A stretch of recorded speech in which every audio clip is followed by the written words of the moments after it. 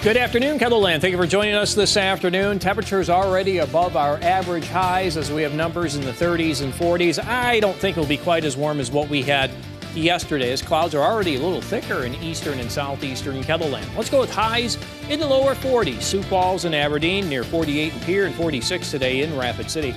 More details on your forecast coming up as we begin midday in KELOLAND. Live from KELOLAND Media Group. Midday in KELOLAND. A Sioux Falls restaurant hosts a fundraiser to help support the family of the chief deputy pro-rock who was killed in the line of duty. The Senate pulls an all-nighter and passes a major foreign aid package for Israel, Ukraine, and Taiwan. I'm Natalie Brandt with why it still faces an uphill battle in the House. Well, good afternoon, and thanks for joining us. Fundraisers for the family of fallen Moody County Chief Deputy Ken Pro-Rock are underway at both Hartford and Madison Dairy Queen locations. Today, 30% of all Blizzard sales go towards the J.D. Pro-Rock Trust Fund to support the family. This includes any Blizzard flavor and size.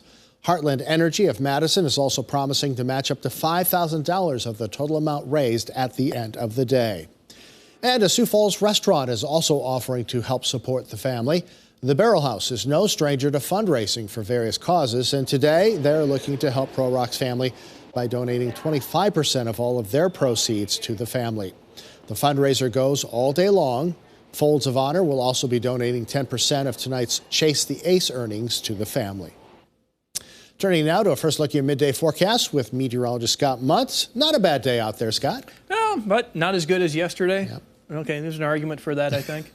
Not as sunny. Not as sunny, yeah. I was about to say we do have thicker clouds, and with that we'll have cooler temperatures this afternoon. We had 48 yesterday in Sioux Falls. I don't think we'll do that today.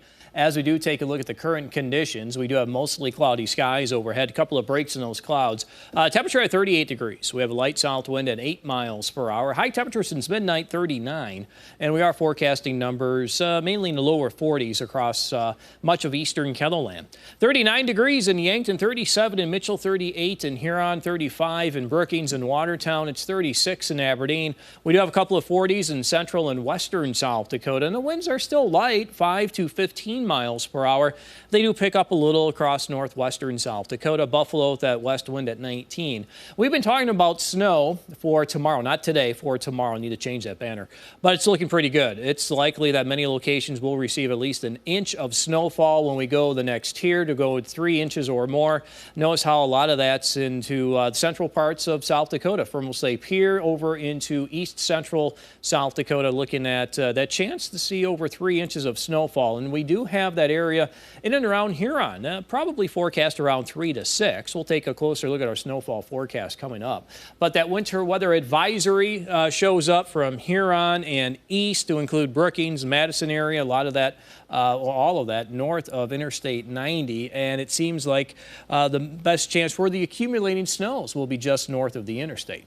So here's our forecast for today. Temperatures in the 30s and 40s with a thick cloud cover. We may hit 50 in south central South Dakota today. Winter's high at 50. Tonight, temperatures fall to the teens and 20s, mostly cloudy. We'll watch for that snow chance toward daybreak in western and central South Dakota. I don't think we'll see it until maybe late morning in eastern KELOLAND. And then if not late morning, then expect it during the afternoon. For tomorrow, looks like we'll have temperatures actually reach the lower 40s before we start to see that snow in eastern KELOLAND, southeastern KELOLAND that is. High of 40 in Sioux Falls. We're going 36 in Aberdeen, 33 in Pierre, and 31 in Rapid City. We'll have more details on your KELOLAND Live Doppler forecast coming up. Thank you, Scott.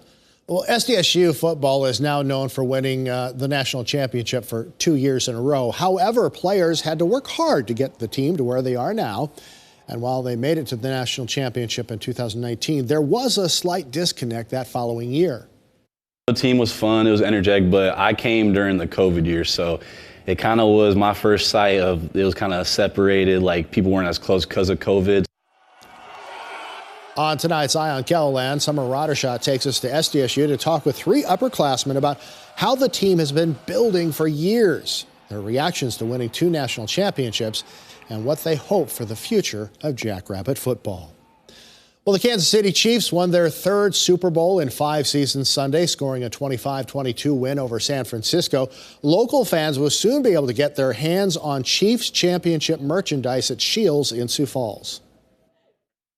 The Chiefs are definitely one of the local teams. You know, we're close enough to Kansas City that, you know, we have a good following. There's a couple teams ahead of them as far as popularity in this area, but they're definitely one of our top teams in both our adults and youth pro shops. It's pretty fun to see, fun to chase that product. Now, Shields pre-ordered championship merchandise for the Chiefs, but doesn't expect it to arrive until tomorrow. We'll tell you more about the process of ordering those items tonight on KELOLAND News. The U.S. Senate approved with bipartisan support a major foreign aid package for Ukraine and Israel following an overnight session. But where it goes from here is unclear, with House Speaker Mike Johnson already throwing cold water on the bill.